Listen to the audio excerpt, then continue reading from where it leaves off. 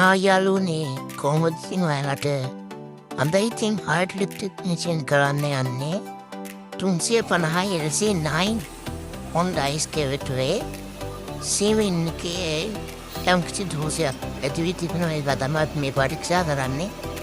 මේ පරීක්ෂා කිරීමෙන් පසු තීරණය කරා මේක සිම් මෝටරේ කලවලා එළියට ගන්න. දැන් අපි ඊළඟට ඔබට පෙන්නන්නම් සිම් මෝටරේ එළියට දානවා අරගෙන අපි මොකද්ද කරේ කියන්නේ ගැන.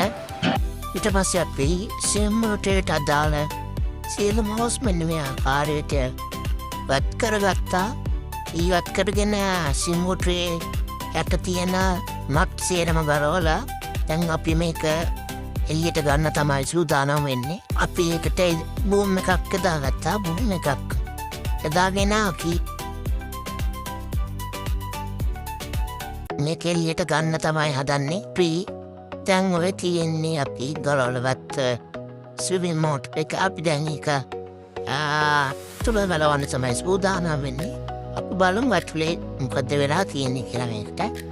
මොකද දැන් අපි ඇතුල ගලවගෙන යනගම පැනටරි වීල් සෙට් එකේ වීල් වලට ලොකු ඩැමේජ් එකක් වෙලා තුමා වීල් කැඩිලා අපි කැඩුණු පාර්ට් සේරම ගලවලා ඉවත් කරලා නැවත අලුතෙන් පැනටරි සෙට් එකක් තියන්න තීරණය කරා මේකට. ඔය තියෙන්නේ ඩැමේජ් පැනටරි සෙට් එක. ඊට පස්සේ අපි අලුත් පැනටරි සෙට් එකක් දාලා ප්‍රෙෂර් එක ගාලා ඔය සීල් එකත් උතෙම ගාලා මෙන්න මේ ආකාරයට නැවත සිම් මෝටර් එක සම්බන්ධ කරා.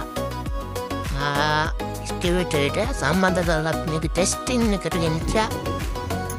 ඔන්න ඔය ආකාරයට අපි මේක ටෙස්ට් කරා. කිසිම අවුලක් නෑ. දැන් නම් හොඳට සීන් වෙනවා. කිසිම සද්දයක් නෑ. මේ ආකාරයට තමයි යාළුවනේ අපි මේ 350 Honda Excavator සිම් මෝටරේ හැදුවේ.